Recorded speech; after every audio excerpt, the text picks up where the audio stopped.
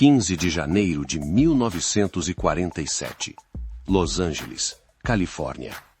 O corpo estava tão perfeitamente cortado ao meio que os primeiros policiais pensaram estar olhando para um manequim de loja abandonado, até perceberem que manequins não têm olhos arregalados de terror.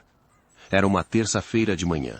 Betty Bersinger tinha 28 anos e caminhava pela Norton Avenue com sua filha de 3 anos. Ela foi a primeira a encontrar o corpo. À primeira vista, Betty pensou que era um manequim descartado num lote vazio entre duas casas. Ela se aproximou. Não era um manequim. Betty correu até um telefone público e ligou para a polícia. O Departamento de Polícia de Los Angeles enviou 2 viaturas às 10h25. O que os oficiais encontraram naquele lote paralisou os mais experientes da corporação. O corpo era de uma mulher jovem. Tinha sido cortado ao meio, na altura da cintura, com precisão cirúrgica. Estava completamente drenado de sangue. No lote, não havia uma gota de sangue no chão. As 2 metades do corpo tinham sido posicionadas com cuidado. Os braços estavam estendidos acima da cabeça. O rosto apresentava cortes nos cantos da boca, alargando o sorriso até as bochechas. O crime tinha sido encenado. Os detetives Harry Hansen e Finis Brown assumiram o caso ainda naquela manhã. Hansen tinha 47 anos e 2 décadas no departamento de homicídios. Ele declarou ser o caso mais brutal que havia visto. A imprensa chegou antes do corpo ser removido. Fotógrafos e repórteres cercaram o lote. No dia seguinte, o caso estava na primeira página de todos os jornais de Los Angeles. O país inteiro queria saber quem era aquela mulher. A vítima tinha 22 anos, cabelos negros, olhos azul esverdeados, pele clara. Ela se chamava Elizabeth Short, era natural de Medford, Massachusetts, e havia chegado a Los Angeles como tantos outros, em busca de uma carreira no cinema. 76 anos depois, o assassinato de Elizabeth Short continua sem solução oficial. Mais de 500 suspeitos foram investigados. Ninguém foi preso. A pergunta permanece: quem teve conhecimento cirúrgico, acesso a um laboratório e tempo suficiente para fazer aquilo e nunca foi encontrado? Em 16 de janeiro de 1947, um dia após a descoberta do corpo, o FBI identificou a vítima. As impressões digitais coletadas no local bateram com registros de 1943. A mulher se chamava Elizabeth Short. Tinha 22 anos. Os repórteres do Los Angeles Examiner chegaram à notícia antes da polícia formalizar qualquer comunicado. O jornal já tinha o nome da vítima e começava a construir uma narrativa. Elizabeth Short precisava de um apelido. Em 1946, o filme The Blue Dahlia, de Alan Ladd, estava em cartaz em Los Angeles. Os jornais adotaram o apelido Black Dahlia para Elizabeth Short. A razão exata nunca foi confirmada. Alguns atribuem o apelido ao hábito de Elizabeth de usar roupas pretas. Elizabeth Short nasceu em 29 de julho de 1924, em Hyde Park, Massachusetts. Era a terceira de 5 filhas de Cleo Short e Phoebe May. Cleo abandonou a família em 1930, fingiu suicídio, desapareceu por 9 anos.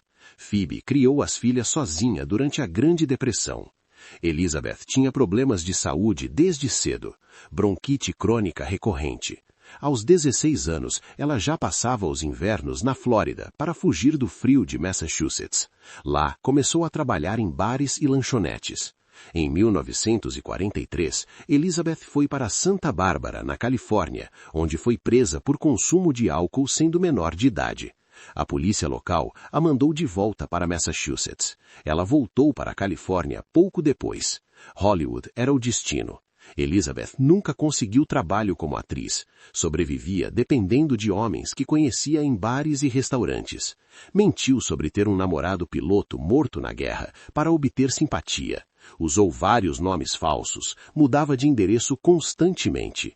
O Dr. Frederick Newbar, médico legista do condado de Los Angeles, entregou seu laudo no dia 17 de janeiro. O relatório indicava que Elizabeth havia sido torturada por pelo menos 2 dias antes da morte. Havia cortes cirúrgicos na boca, estendendo os cantos até as orelhas. Robert Manley, 25 anos, caixeiro viajante de San Diego, foi o último homem confirmado a ver Elizabeth com vida. Ele a deixou no saguão do Hotel Biltmore, em Los Angeles, em 9 de janeiro de 1947. 6 dias depois, ela foi encontrada na Norton Avenue. Manley foi preso e interrogado por 2 dias. Passou no teste do polígrafo. Os detetives Hansen e Brown o liberaram em 21 de janeiro. Mas ele permaneceu como suspeito nas manchetes dos jornais por semanas.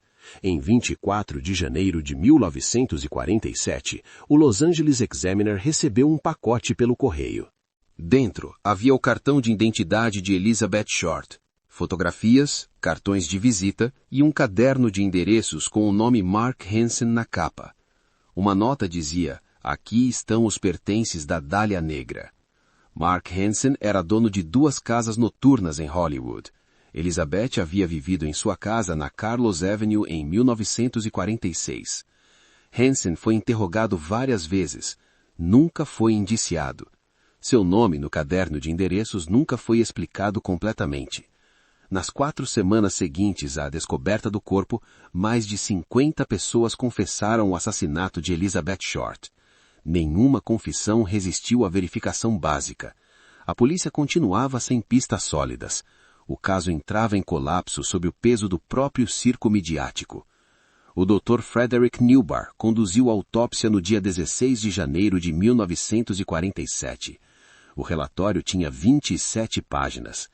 Elizabeth Short havia sido mantida viva por no mínimo 2 dias antes de ser morta. O corpo apresentava marcas de ligadura nos pulsos e tornozelos. Havia lacerações profundas no rosto. O assassino havia feito incisões cirúrgicas precisas para separar o corpo ao meio. Newgar concluiu que a causa da morte foi hemorragia cerebral por traumatismo craniano. O estômago de Elizabeth estava vazio. Ela havia sido privada de comida.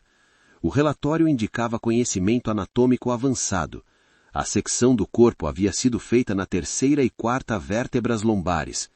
A polícia passou a buscar suspeitos com formação médica ou cirúrgica. Robert Manley foi convocado novamente em fevereiro. Os detetives Hansen e Brown queriam reconstruir cada hora dos últimos dias de Elizabeth.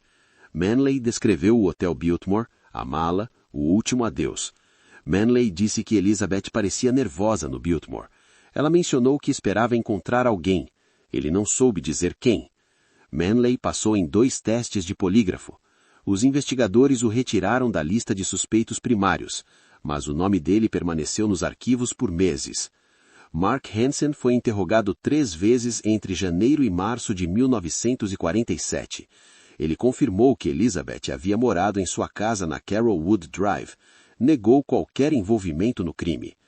Hansen admitiu que havia tentado um relacionamento com Elizabeth. Ela havia recusado. Ele disse que os dois permaneceram apenas conhecidos. Os detetives não conseguiram provas suficientes para indiciá-lo.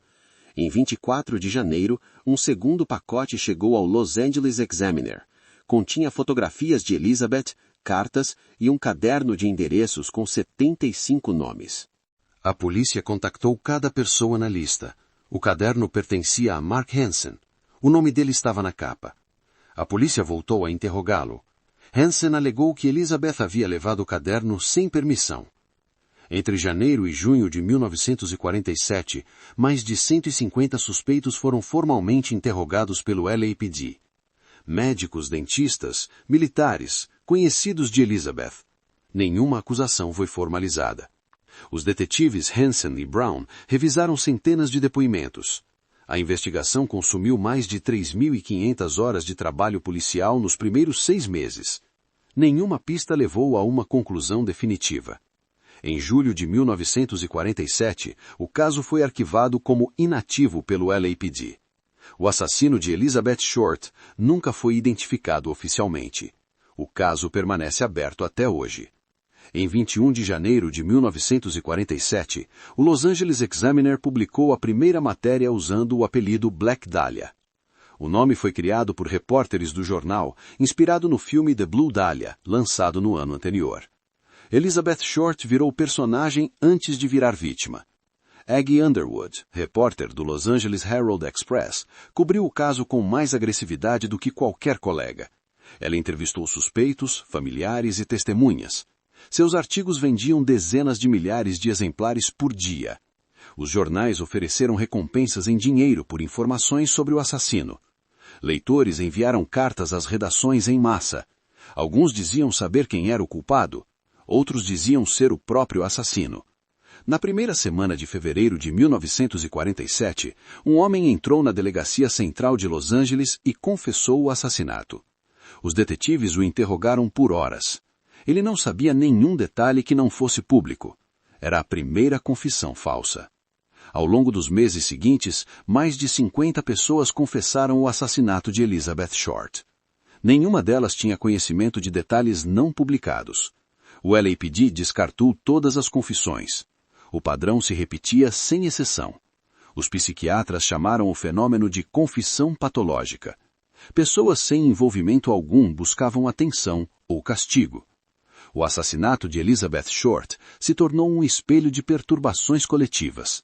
Em 24 de janeiro de 1947, o Los Angeles Examiner recebeu um envelope pelo correio.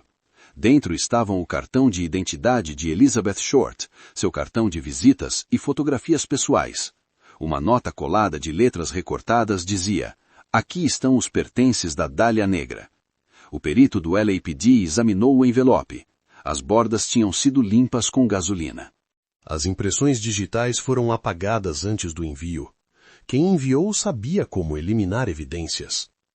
A polícia rastreou a origem do envelope até uma agência dos Correios no centro de Los Angeles.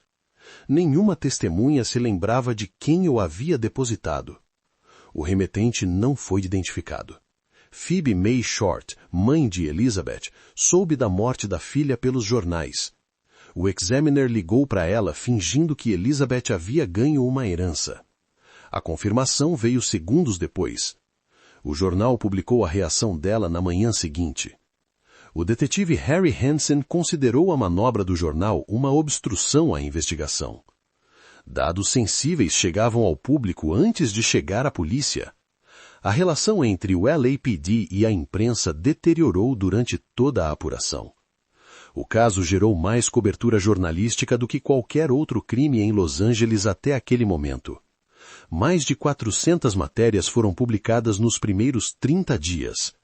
Nenhuma levou à identificação do assassino. Em julho de 1947, o LAPD arquivou o caso como inativo. Nenhum suspeito foi indiciado. Nenhuma acusação foi formalizada. O assassino de Elizabeth Short nunca foi identificado pela polícia. Em julho de 1947, o LAPD encerrou formalmente as investigações ativas sobre o caso Elizabeth Short. Nenhum suspeito havia sido indiciado. Nenhuma prisão havia sido feita. O caso ficou arquivado como homicídio não resolvido. O detetive Harry Hansen trabalhou no caso por mais de 2 anos. Ele conduziu mais de 150 entrevistas e nunca chegou a uma conclusão definitiva. Hansen se aposentou do LAPD sem resolver o crime que definiu sua carreira. Em 1999, o ex-detetive de Los Angeles, Steve Hodel, publicou um livro com uma hipótese específica. Ele acusava o próprio pai, o Dr. George Hodel, de ser o assassino de Elizabeth Short.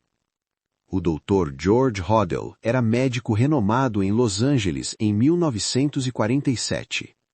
Ele morava na Salden House, uma residência projetada por Frank Lloyd Wright. O FBI havia instalado microfones na casa dele em 1950 durante uma investigação separada. Nas transcrições do FBI, George Hodel foi gravado dizendo: "Supposing I did kill the Black Dahlia. They couldn't prove it now." A frase constava nos arquivos federais. Nenhuma ação legal foi tomada na época. Steve Hodel apresentou evidências adicionais. Fotografias encontradas no álbum de família mostravam uma mulher com traços semelhantes aos de Elizabeth Short. Peritos forenses consultados por Steve identificaram semelhanças com a vítima.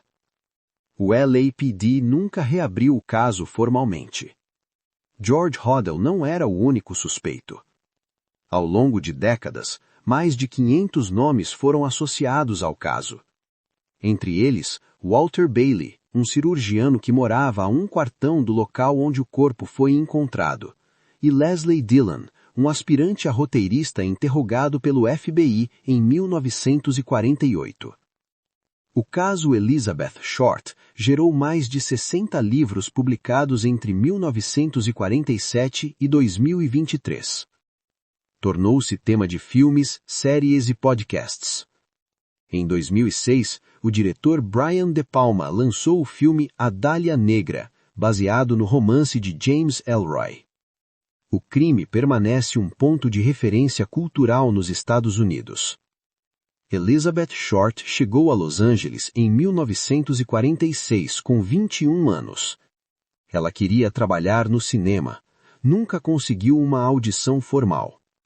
Nas semanas antes de sua morte, ela dormia em hotéis baratos e dependia de conhecidos para refeições.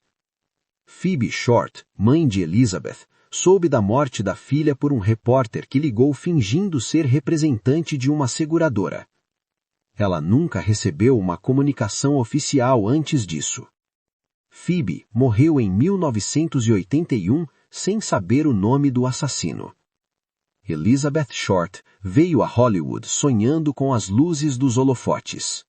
Em vez disso, encontrou a violência mais extrema que a cidade já registrou naquele século. Na morte, tornou-se mais conhecida do que qualquer papel cinematográfico poderia tê-la feito. Seu assassino nunca foi identificado oficialmente. 76 anos depois, o caso continua aberto. Se esse caso te fez pensar, deixa o teu comentário abaixo. Quem você acredita que matou Elizabeth Short? Curte o vídeo se você chegou até aqui.